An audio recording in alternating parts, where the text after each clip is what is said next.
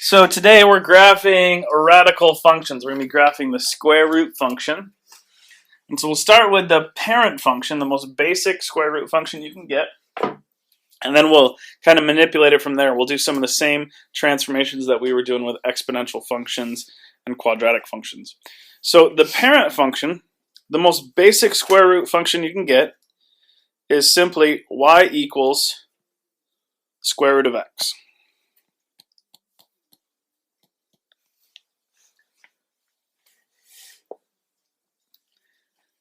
Now the book makes a table that goes 0, 1, 2, 3, 4. I don't like doing that because I think there's a neater way to do it, a cleaner way.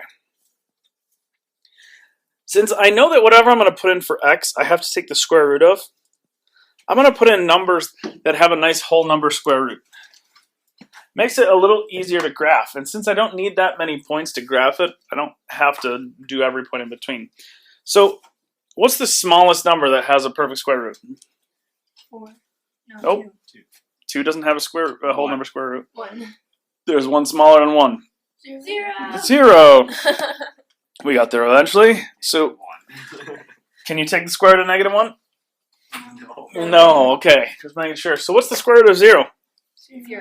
What's the square root of 1? 1. Okay, and then we said the next number was 4, and the square root of 4 is? 2. And then the next? 9, and the square root of 9 is? 3. And then the next?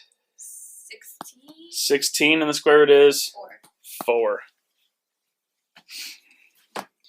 So if we plot those points, we have 0, 0, 1, 1, 4, 2, 9, 3, and 16, 4.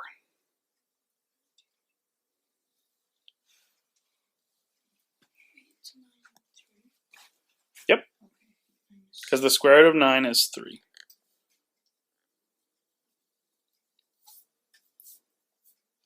Now that is the neatest square root function I've ever drawn. Normally it would look like, somebody missing a hand trying to draw it. That probably is offensive to somebody. It'll get banned from YouTube. Now, everybody look at it and then turn your head sideways. Oh. What's that look like to you? Half of a parabola. Half a parabola. Because that's essentially what it is. It's half of a parabola on its side. Because it's the inverse of a parabola. Now, you remember how when we were graphing parabolas, when we started with basic parabolas, we went over 1, up 1, over 1, up 3, over 1, up 5. So we were going 1, 3, 5, 7, 9. Right? Now, look at this. In this case, we're going up 1, over 1, up 1, over 3, up 1, over 5, up 1, over 7. Okay? So it's like the same thing, only turned on its side. The difference is when we do a vertical stretch, instead of changing the 3, 5, 7, 9, we're going to change the 1s. So instead of going up 1, over 1, up 1, over 3, we're going to go up 2, over 1, up 2, over 3, and so on. No, it's the y's that will change, essentially. Okay? So this is our parent function. This is the most basic function we can get. Every other square root function is just going to be a transformation of this. And so we're going to look at 2 types of transformations today.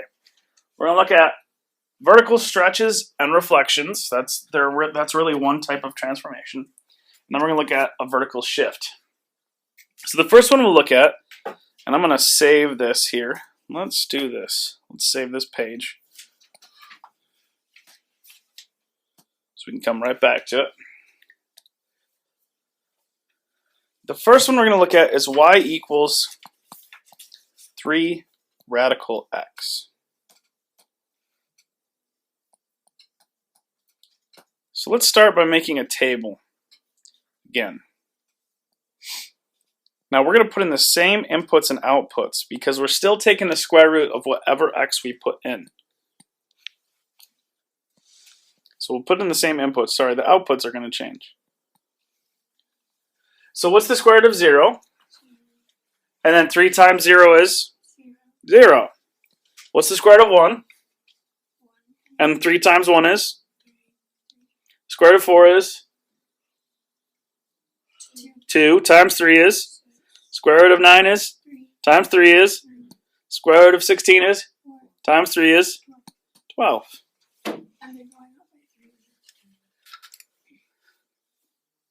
So if we plot our points, so we got 0, 0. That part didn't move. Then we've got 1, 3. And then we've got 4, 6. 9, 9. Here. And then I can't quite fit the other one on there. It's above the graph.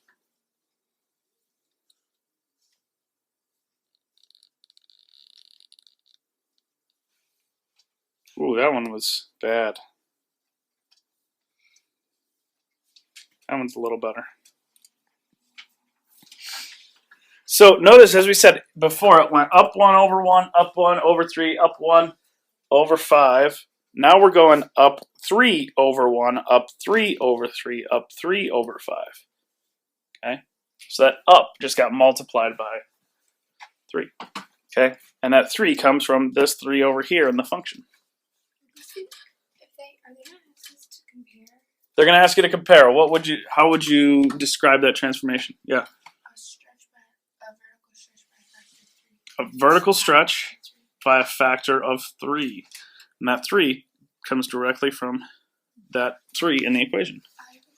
Yeah. Without graphing it, you can figure out what it's going to be. Because if it was like a negative number, then it'd be a shrink. If it was times by a positive number, it would be a stretch. Not necessarily. If it's a negative number, it's going to be a reflection. Okay, because the negative makes a reflection. And then if it's bigger than 1, it's a stretch. If it's smaller than 1, it's a shrink.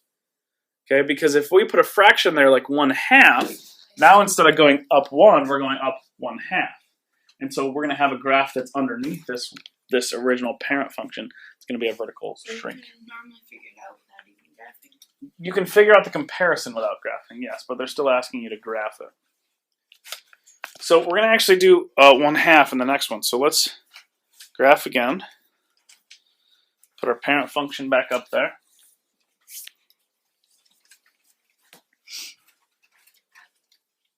And we're going to graph y equals negative 0.5 radical x. So as we just said, that negative is going to provide us with a reflection over the x-axis.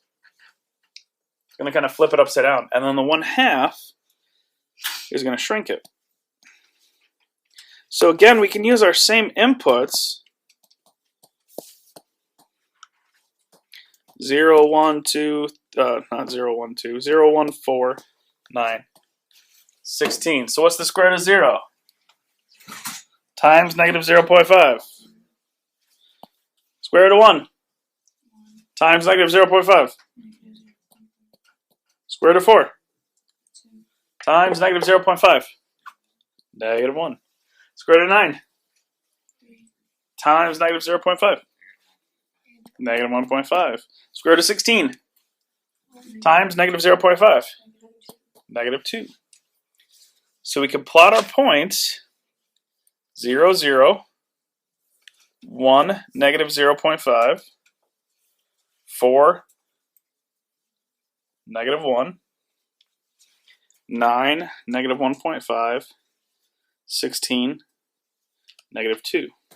So as you see that when we connect the dots here,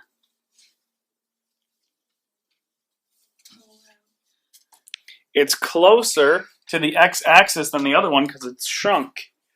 And it's a reflection over the x-axis. So that is a vertical shrink and a reflection. And again, instead of going up 1 over 1, up 1 over 3, we're going down because of the negative, down 1/2 over 1, down 1/2 over 3, down 1/2 over 5, down 1/2 over 7. Make sense? Everybody okay with that? So that's how we approach a reflection and a stretch or compression. Now we're going to try a vertical shift. Now you can always recognize a vertical shift because you're taking your original function and then outside of that radical you're going to add or subtract something new. If you're adding, you're going to be moving it up. If you're subtracting, you're going to be moving it down.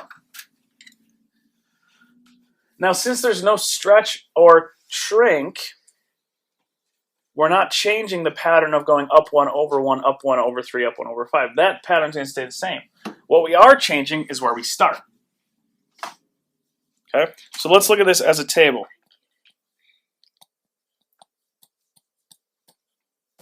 We had inputs of 0, 1, 4, 9, 16. What's the square root of 0? Plus 2. 2. Square root of 1. Plus 2. Square root of 4. Plus 2. Square root of 9. Plus 2. Look at all those resounding answers. Everybody's got them. Yay. No, it's so well you don't even have to try. Square root of 16? Plus 2. 6. So if we plot those points are going to each be 2 units above the points that we already have. Okay? Instead of 0, 0, now we got 0, 2. Instead of 1, 1, we got 1, 3. Instead of 4, 2, we got 4, 4.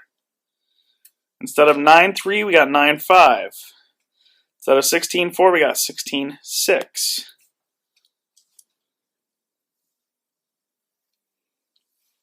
So it's like we just took our original parent function and just slid it up 2 spaces.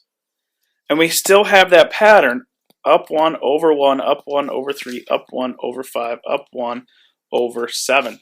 That didn't change because we didn't stretch or shrink it.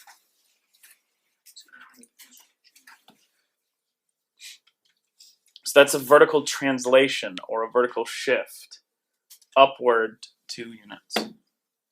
So notice our comparison has 3 parts. Okay, it has a aspect, is it vertical or horizontal? And today we're just dealing with vertical.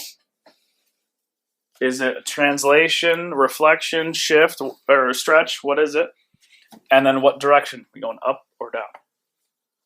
Okay, so we got 3 parts to it. So this is a vertical translation up 2 units. Make sense? Any questions? All right, that's it.